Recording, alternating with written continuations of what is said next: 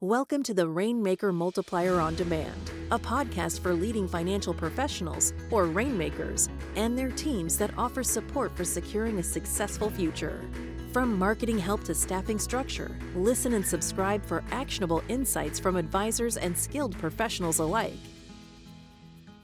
All right. I want to welcome Rob LaCivita, who is our Chief Operating Officer at JL Smith and is really relevant to being on this topic today, how to identify and train a solid and skilled support staff to strengthen your business and assist your top advisors. And Art Snarzyk, welcome, Art. So glad to have you here as well. He's a mentor on the C2P portal that helps people with hiring and job descriptions and onboarding talent into the firm. So welcome, Art.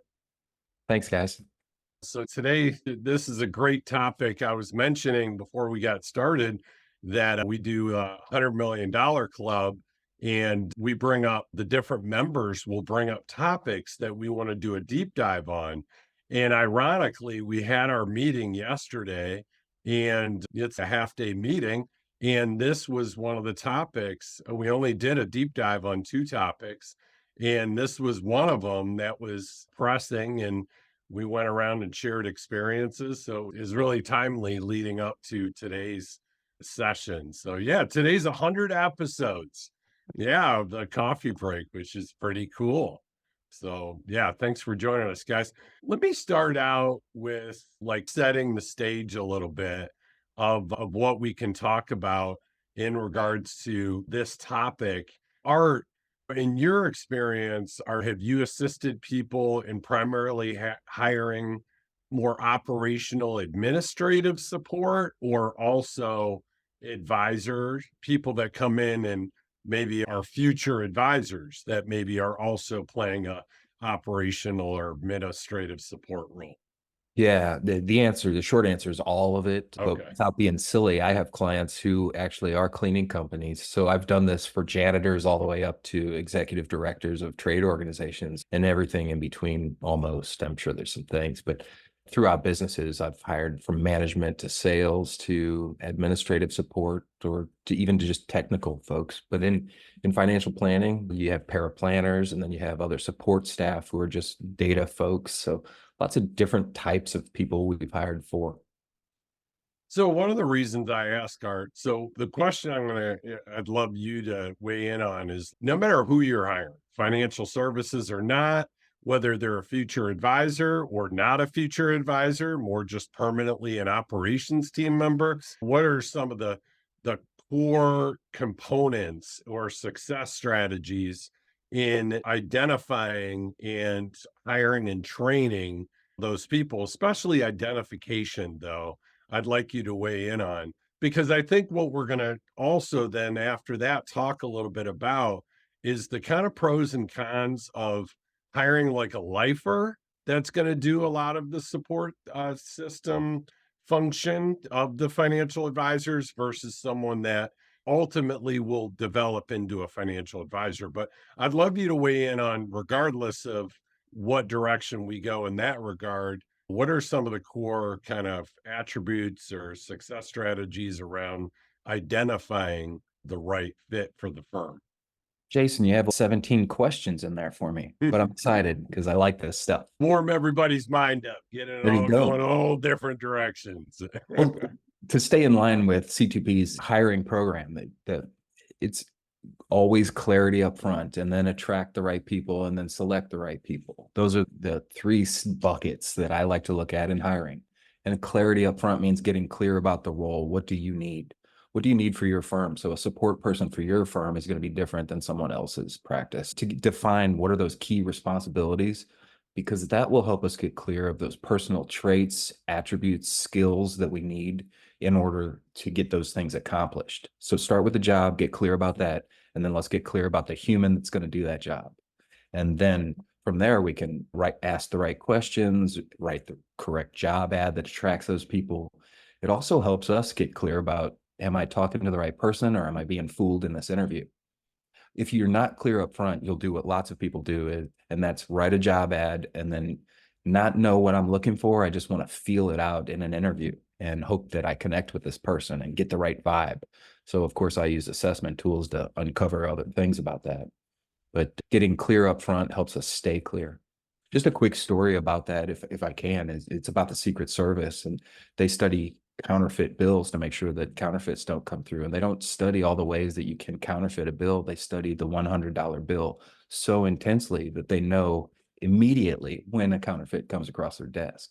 And if you're doing that with candidates, you're so clear about what you want. You know that this guy's blowing smoke, or this person's fantastic, but they're just not going to work here. They may have worked in a firm right down the road and they're a great paraplanner or support person and down the road, but not in our culture. So measuring those cultural things is what cool assessments could help with, or at least get us use the assessment ideas to get us in line with what it is we want, so we can see that in that person.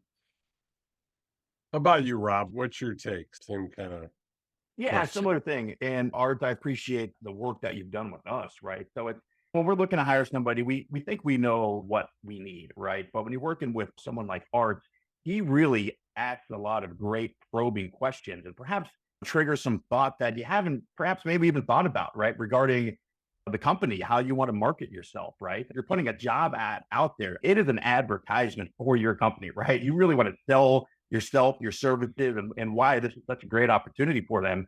And clearly defining the role, of course, perhaps easier said than done, right? But when you have someone like Art who's really experienced in this, ask those probing questions and really get down into the details. And then the person, what type of person are you looking for? And if you have core values for your firm, what are you looking for? What type of attributes you think you want in this role? And then some of those assessments that we're all pretty familiar with as well can help out. The DISC assessment, Colby assessment, to help identify the type of person and profile that you're looking for in that role. Yeah, Yeah. I think if you're looking, I think that's really good feedback. I think leading with core values, even in your job ad, and just attracting the right people to your firm. And at the end of the day, I think that a lot of people think about when they're trying to identify, when they're trying to find a new person to come work at their firm, they're not thinking of it through a marketing lens. But at the end of the day, you are marketing, right? You are looking for top talent to see what you put out there and be attracted to your firm. And so leading with core values and making it really sound fun and exciting is really an important component, and looking at it through that marketing lens. Absolutely. And that carries through to the interview as well. Not only is it that job ad that's gonna pique their interest and want them to explore further, but in that first interview, they can't just feel like it's a phone screening, right? If it's somebody whose resume that you're genuinely excited to talk to, you have to convey that on the phone or on the Zoom or in person when you're having that initial conversation with them. So you're selling them on your firm as much as they are selling you on their skills and their ability to do the job. Especially now, I think we've all run into it. It's a challenge to find the right person. And when you have it, you got to make sure that we are on our game and making sure that we're going to secure their services. So, Yeah, it is a sales game to some degree, and watch it. Don't get too salesy. I know sometimes when we need other support workers, we need somebody now. So we want to fall in love and sell somebody. Make sure you're selling the right person and being an investigator to make sure they're the right person. The number one challenge I see to what Rob said here in businesses that are hiring is that they post a job description and not a job advertisement.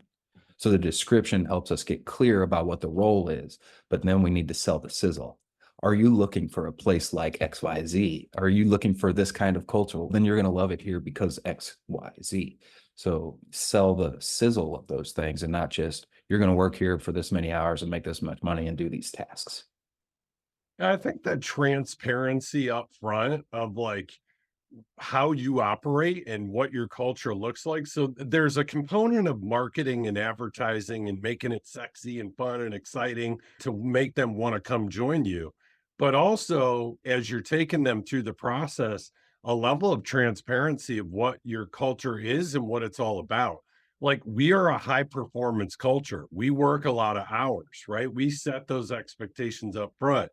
JL Smith, especially, is a very high performance culture. We've had a concerted effort at C2P to continue to develop that same type of high performance culture, that will scare some people away, and it will scare the right people away.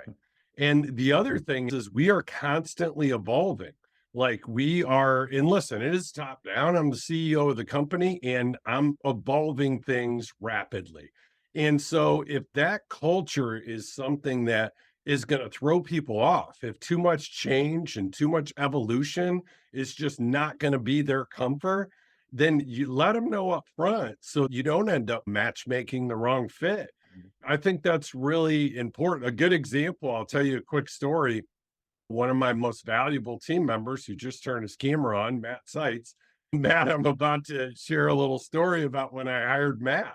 5 years ago, I had heard a story about how somebody in an interview took the candidate to lunch. And I knew Matt was a key hire as our head of marketing. And we interviewed a few different times. He interviewed a bunch of team members.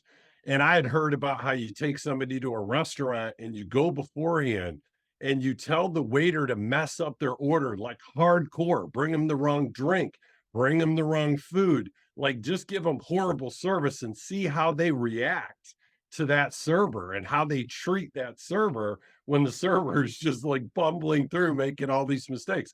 I'm like, oh, that's such a great idea. And then, so anyways, I had to go grocery shopping, right? Like that day, my wife, I don't know, there were some things I needed to pick up. And so Matt came in and I was like, hey, buddy, you mind if we run to the grocery store across the street? Literally on a job interview. So Matt gets in the car with me. We go to my car, we get in the car, we go to the grocery store. I ask him to help me find this almond flour tortilla that my wife really likes. And I'm like, we're all gluten free and dairy free. He's reading the back of labels. He's walking around the grocery store. And it's just, but he didn't flinch. He didn't flinch of me asking him to go to the grocery store. He wasn't all disheveled and thrown off. So I could see that he would be okay with change and pivoting like that. And then it was like he was bending over backwards to help. Hey, anything else we need to pick up and that kind of thing. I immediately knew he was just like a guy I wanted to work with. And so there's some creative things you can do, but it's really a lot of it goes back to understanding who you are as the leader of your organization, what kind of culture and organization you're leading, and making sure you're really screening for finding the right fit. Well, I was going to say, I think it's important if versatility and diplomacy intact, if these are skills, this all comes from the clarity up front. If those are skills that are necessary, then those were what you were looking for in Matt, whether you noticed it or not, or were intentional about it or not. But for a support person, oftentimes those are more maybe introverted people, and they have skill sets around empathy or customer focus, maybe understanding others. And maybe they don't have as much versatility because they like a systematic approach and they don't like anomalies like that. And in that case, you might spook off a good support person if you put them under the same exercise. So the reason why that worked is because you needed this kind of person, and then Matt showed up and was that kind of person. But if you were doing that for a different position, you might miss the right person. And not only necessarily position specific, but just looking for a core value fit, right? One of our core values is ownership mindset. And what I talk a lot about on certainly our initial interviews, I list our core values and give an example of them. And one of them, like I said, is ownership mindset. And I say, hey, we're a relatively small, still growing firm, got about 30 people in 4 states, but we still look at ourselves as in our heart as a small company. And I said, what does the owner of a small company have to do? And the answer is everything. No, regardless of how big or how small, you're expected to do everything, right? Take out the trash, changing light bulbs, sweeping the floor, like whatever it takes. That's the kind of person we're looking for. And yeah, to have Matt do some grocery shopping with you, or somebody, a waiter intentionally messing up an order, it'll tell you what that person's true character is and see if they're a core value fit for the firm. Yeah, the other thing I think it ties into there's shortcuts that you can help figure out how people are hardwired. And if they're going to have, in your example, Art, where you're talking about somebody who maybe is more focused on a process and a system, and maybe that would throw them off a little bit for sure, doing something like that. But at the end of the day, there is also how they react to it, right? In reading body language. but there's shortcuts, right? And Lisa actually typed in the box talking about assessments that you had done for their firm. So Art, what type of assessments are you a fan of? I know I love these things. I'm a student of all of them. DISC, Colby, Myers-Briggs, the Six Working Geniuses is a new one that I really have fallen in love with. Patrick Lencioni of what your working genius is. But what do you use, Art, and how do you use that to help shortcut and identify the right people? One, let me give you a new one, Jason, you probably haven't heard of, but it's a PQ assessment, positive intelligence, and it's free online. It'll tell you how your mind sabotages yourself and how to quickly combat that and get back on track and separate that. But that's my new favorite one, and it really increases your emotional intelligence and your ability to manage things without stress, and for your staff to do the same. But I love DISC. I like all the assessments for what they're intended for. And whenever I'm hiring, I always use a smattering of four, and really the same four that we use in the Right Fit Advisor program. So the DISC to measure how does a person like to show up, their driving forces or motivators to see what is their cultural fit, what is their passions, do they value the things I value that our firm values? Am I going to have a cultural fit with this person because we have the same values? And that might be a little bit of a mismatch with somebody else on a team doing a different kind of role. So you got to measure cultural fit with me and them, cultural fit with the company and them, cultural fit for the position in them. So you can look at those things. Another assessment is competencies. I use soft skills like time management and personal accountability, resiliency. If we're hiring an advisor, we want to see, are they good negotiators? Are they persuasive? Do they have good presentation skills? But for a support person, we're going to be looking for a whole smattering of different skills. And then acumen. I like to see the way they think. Do they think clearly and in a balanced way? Are they going to make proper decisions? And there's other tools we can use. Colby's really fantastic. Gina is amazing with that Colby stuff to get in there and see what is the way that they like to attack problems, or their MO on how they go about problem solving. So all the assessments are good. One at a time is a little bit tricky because we're only measuring one dynamic. So I like to smash a couple together so I can see somebody through multiple lenses. Excellent. Thanks, Art. And yeah, you've been an awesome resource to all of the advisors on the Mentor Connect, and we appreciate you being part of the community here at C2P. Rob, I want to talk a little bit about a pivot that we made a number of years back, where we really listen, we're not hiring any more people to touch any more tactical responsibilities that have anything to do with financial advisory that will ultimately teach skills that would help them become a financial advisor. We're not going to allow anybody to touch those things that are eventually going to be a financial advisor. And we made that decision a few years back of when we're hiring people in, like, not to do marketing or HR or finance, or when you also need a manager that maybe is a lifer that's going to manage and train the group of individuals. But as we're bringing in more support people to do new business processing, status, case prep, post appointment, open ticket items, free withdrawals, change of beneficiaries, and logging into the system and doing a lot of data entry, we decided we're only hiring client service associates that have a desire, and work clear up front and job postings and everything else, to eventually become a financial advisor. And we're using that as a training ground to be our support staff, but to also train them to learn basic knowledge and information and how to operate that helps them to move up to the next rung, which is the paraplanner, building financial plans, and then on to a financial advisor. And talk a little bit about that pivot that we made and what the team looks like and what type of quality of individuals we've been able to bring on in the last few years. Yeah, absolutely. Happy to talk to it. So it really starts with, I talked about the interview and really selling your firm to the candidate. Part of that sales process is showing them the advisor career path. And I tell this story all the time because it's true. After I got through going through all 5 rungs of the advisor career path. One of the candidates' eyes lit up and he said, I'm in. We didn't talk about anything else. There was certainly no offer on the table. There's no anything. I'm in because he was able to see his career out to all the way ultimately up to being a partner. It's critical to, again, convey what opportunities your firm affords that candidate. But to your point, Jason, yeah, we're looking for folks who want to be in the financial services industry, right? It's weeded out during the interview process and letting them know, starting at that client service associate role, you're going to learn everything. You're going to learn this industry from the ground up, every little task that needs to be done. You're going to learn phone skills. You're going to learn email skills. You're going to learn how to work in our CRM. You're going to learn all of the technical skills that go along with processing business. And then eventually make your way up to a paraplanner where you're learning more of the nuts and bolts about how to put together the plan. And we say that because tie it back to the career path. You're eventually going to be a lead advisor, right? You might be a partner in this firm. Someday, someone who's right out of college is going to look to you for direction, and you're going to have to be an expert in every single thing that our firm does. And what that does, or what that has done for us over the past year, we have 5 incredibly talented people in our backstage who are currently client service associates across our office in Ohio and our office in Florida, who are completely bought in.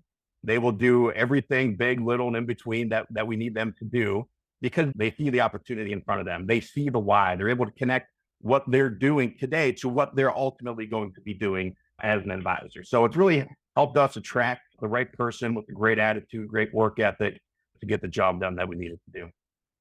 Makes me think I have, it's so good. I have a couple cautionary things for everyone is watch your own personal bias as you do it. As a business owner, an entrepreneur, as an advisor, we may have a desire to like always be increasing ROI or articulating value to others.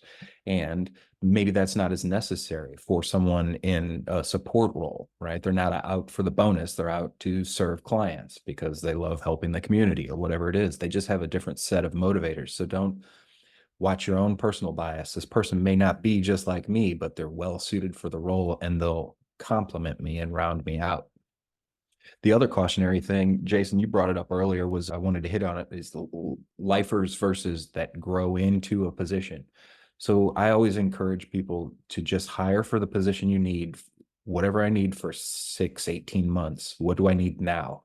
And we'll talk about growth later, but to go into it with the mindset of I want to hire a person that's going to do this and then grow into that. It's tricky because you're on a different time frame than they are. You may find out that they're not well suited for that, or you want to pivot that. They may want that to become a second chair advisor sooner than you wanted and get disgruntled because they're not. So just watch that and hire for what your company needs. And then when it's time to grow that other position, you can evaluate that internal person and see if they're a good fit for that, or start molding them to see if they're going to have a taste for it. But watch how you go out to market, to hire, and watch that double promise. Yeah, that's a great point, Art. And one of the things we started to do is use, even in the hiring process, the 10,000 hour rule. And that's one of the things we explain to young individuals that are joining our organization is, listen, it's going to take about 10,000 hours in the backstage before you're ready to go to the front stage. And this is Malcolm Gladwell kind of came up with this theory that it takes 10,000 hours to develop a really strong core competency in something. And we explain that. And you even explain, I do an onboarding with every employee and I do a 30-minute session with them.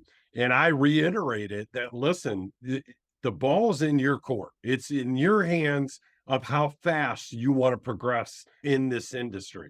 Because if you work 40 hours a week, 50 weeks in a year, that's about 2,000 hours a year. It's going to take you about 5 years in the backstage before you're really competent enough to serve clients in the front stage, especially by yourself, right? And that's how long it's going to take. But if you work 80 hours a week, because in all your spare time, you're reading, you're taking licenses, designations, you're listening to podcasts, you're attending conferences, you're going to cut that time in half to 2.5 years. So at the end of the day, a lot of this is on you, on how long it takes. But to your point, our excellent point, you got to set the expectation up front that typically we say it's going to take a handful of years to get through just depending on how dedicated they are and how much they invest in it. What does the business need right now? Right now, you need something. Of course, we want other people to grow into what we need later. But what do I need right now? Your business is a machine and it needs some oil. What kind of oil does it need now? And then later we need some jet fuel or whatever it is. And to that point, Art, is one thing I want to caution people is you need a really strong operational person that is going to be able to help you train and manage on a lot of that backstage tactical responsibilities that a service associate would do. So don't go think you could just hire a client service associate out of college and then you're going to bang your head against the wall trying to train them on a lot of that operational stuff. Your first hire for the smaller offices, maybe just considering their first or second hire, you need a really strong operational person that learns all your processes, all your systems, gets things documented. So that way, as you start to move people through the career path and you're having turnover by design, then that's okay because you have that operational person that is helping train and manage those individuals as they move through it. Or even if there's no turnover, if somebody just comes in and they're great at being a support person, let's not give them the Peter principle where we promote them into their incompetency. Let's just leave them where they're fantastic and not try to squeeze the limit. Let's go find somebody who's better suited for that other role. When it's Yeah, and Art, that's the one thing I agree with you. You need some of those people. The mistake I see too many offices and advisors and entrepreneurs make is they allow too many of those people to accumulate in the backstage, and it uses up valuable training opportunities for future advisors. And so the key is like, you should only have a few of those operational people that are literally doing those type of client service associate type of work because you want the other young individuals that have a future as an advisor to be able to do a lot of that work. So it's a balancing act, but you need the stability. And so that's why you need at least one rock in the backstage doing the operations. Yeah. Awesome. Thanks for joining us today. It was a great session. Thank you, Art. Thank you, Rob. And we will see you on the next episode. Thanks for tuning in. This podcast was brought to you by C2P, an organization whose purpose is to educate, train, grow, and support holistic financial advisors so families can achieve true prosperity. Never miss an episode by subscribing now to discover new resources and strategies. Visit C2PEnterprises.com to learn how we can help scale and secure your business. At the time of delivery and any subsequent publishing, information was deemed reliable, but is subject to change by the time of listening or viewing. The contents of this piece include options and projections of C2P, are subject to change, and are for informational purposes only. The information provided in this presentation is not intended to be individual investment, tax, or legal advice.